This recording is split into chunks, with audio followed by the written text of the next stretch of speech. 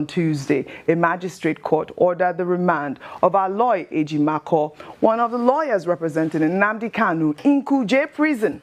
The police arrested Ejimakor after he joined protesters demanding Kanu's release and charged him alongside 12 others with various offenses, including criminal conspiracy, disobedience of a lawful order, inciting disturbance, and disturbance of public peace, contravening sections 152, 114, and 113 of the Penal Code law.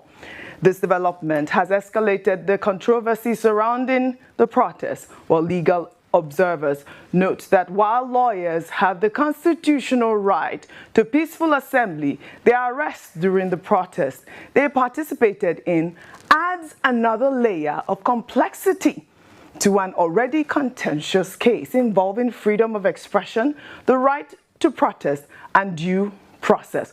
Well, activist Samoyele Showore, in response to this detention, actually put out a post on X, and he wrote, "It is unfortunate that the Nigerian Bar Association has remained quiet regarding the unwarranted and unjust detention of Nnamdi Kanu's lawyers, Aloy Ejimakor and Barrister Okereke Kingdom Nnamdi."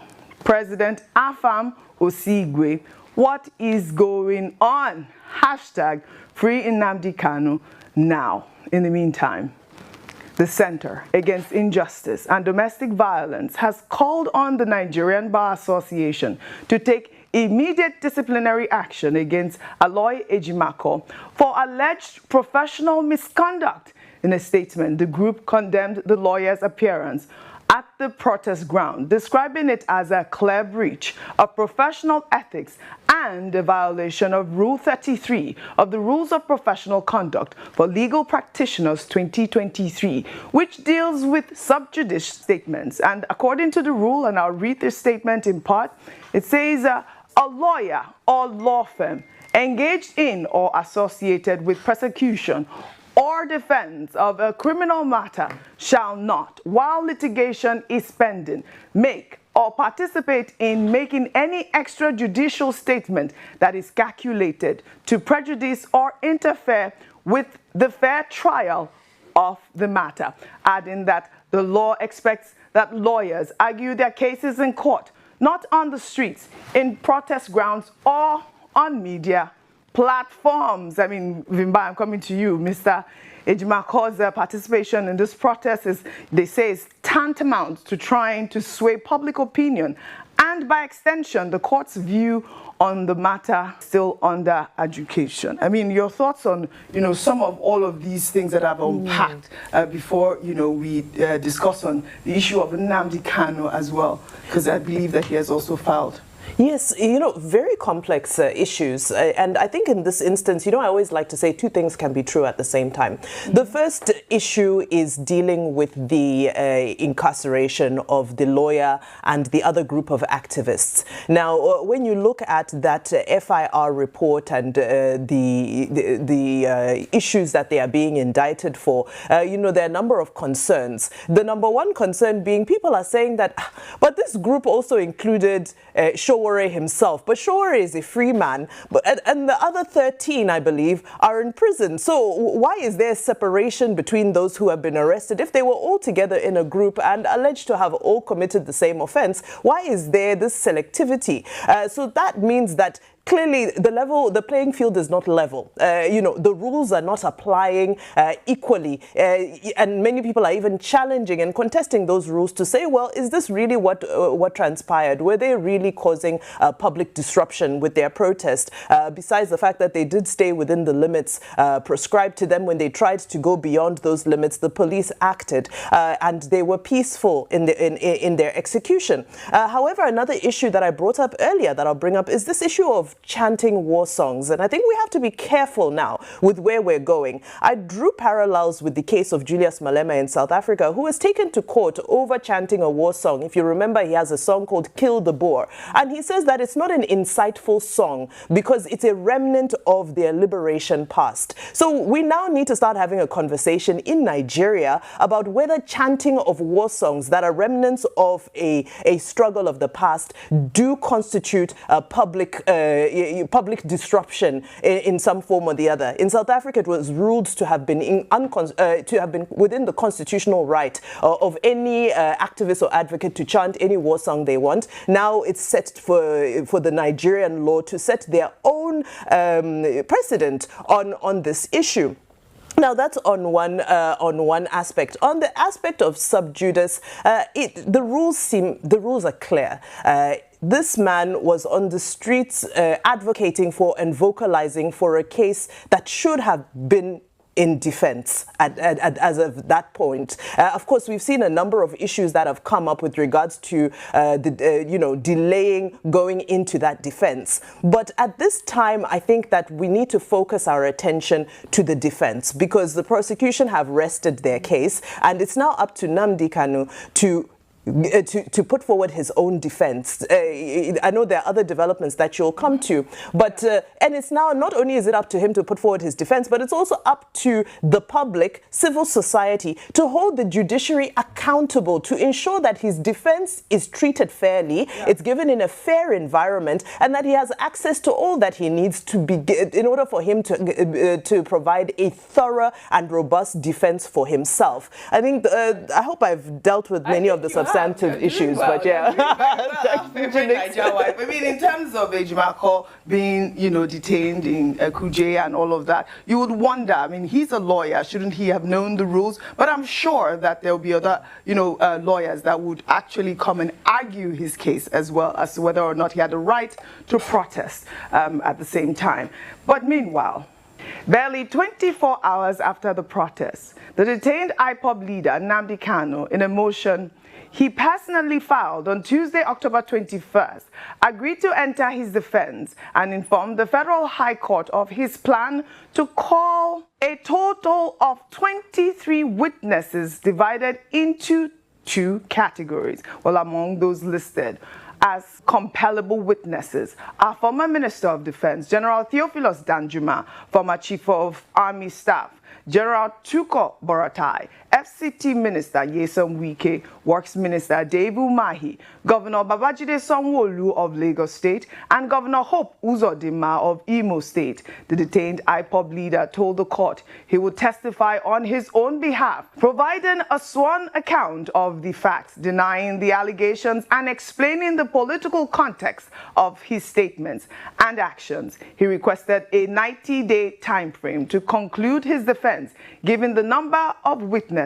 I mean, Rufai, what a dramatic turn of events. Kanu's lawyer has been remanded in Kuje Correctional Center for participating in the protest.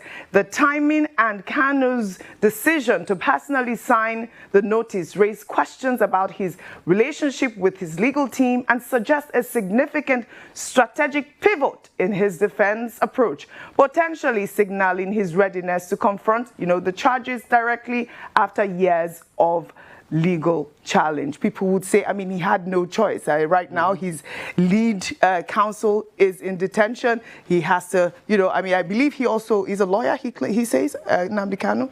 I've said some places that he said that. You see, if we want to build a nation, let's build a nation. If we want to be hypocritical, let's be hypocritical.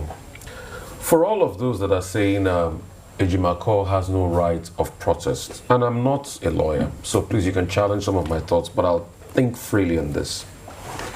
And they are claiming sub judice. We have all been on this table where many cases that are currently in courts have been come to discuss here. Do you remember? Can we even go back and point out a couple of things? Anyway, we remember the debacle of Natasha, and we remember how people were coming to discuss the case while even the judges said they shouldn't discuss it here. Do we remember?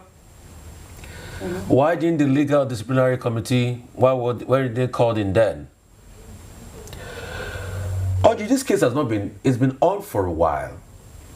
You remember that at some point during President Buhari's administration, some Igbo leaders, even when the case was in court, went to prevail over President Buhari for a political solution. Were they sub judice then? I'm talking about those Igbo leaders. Yeah. Recently, we've heard that governors like Alex Oti and a couple of other governors, I think governor of Imo State, have been talking to the president about a case currently in courts. Can we also deem those as sub judice? So please, I don't know anything in law, but I just think out loud. So please, you can educate me. I'm open to education. We will learn more. No. So I want to learn. A huge debate. No. And that's why I'm asking. And I've cited my position that were these engagements sub judice, the one that the great elder statesman from the South is that even finally passed after that, negotiation with President Buhari at an early, was a former federal minister in the 60s in this country. They went to President Buhari to ask and beg that Nnamdi Kanu should be released political solution. The governors that have been talking to the president as regards that, are these also sub judice? Because when you say, okay, Ejimako went to protest about a case in court and you say, okay, sub judice, you should know better. Now he's been detained and, he's been taken against his right. We forget he's a citizen first.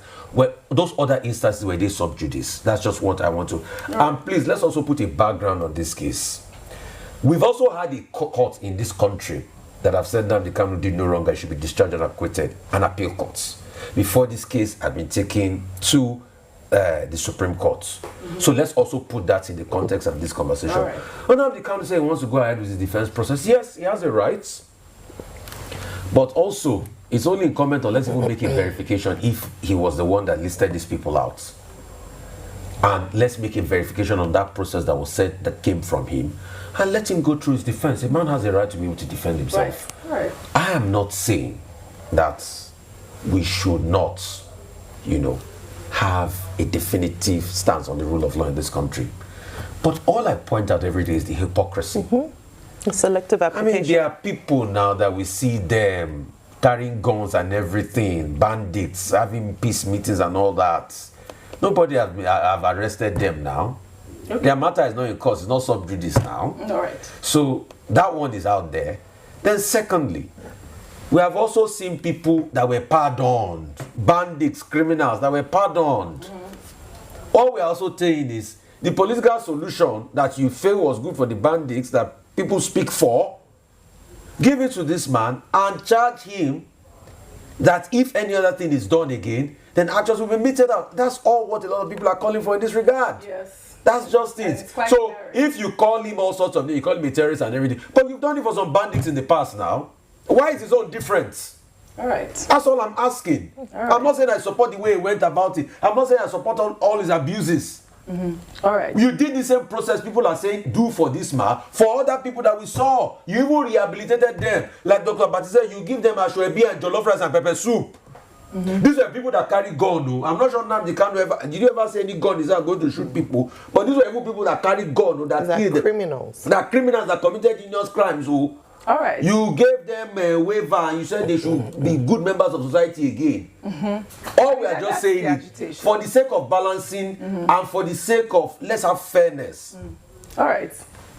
Let that same thing be done to Nnamdi Kanu, and let's also charge him that all the insecurity there that people attributed to you, let it stop. All right. So that at least when Nnamdi Kanu is out of the picture, anybody that does this thing again, we say, okay, we know this is criminality. That's all I'm arguing. The names that he mentioned, though, as compellable witnesses, I mean, I wonder how that will play into his, defense and all of that. He's asking for 90 days. I believe the last time there was a ruling by James Judge Omotosho, he had said that Nnamdi Kanu should, conduct his case within 6 days. So I don't know. I mean, he's now asked for 90 days. It seems like another extension. But yesterday was this Free Nnamdi Kanu protest, and there were many dimensions to the protest. We saw a clergyman calling out notable pastors, including Pastor Enoch Adeboye, as well as Pastor Tunde Bakare, saying that instead of enjoying tithes and offerings, they should be present at the protest. Well,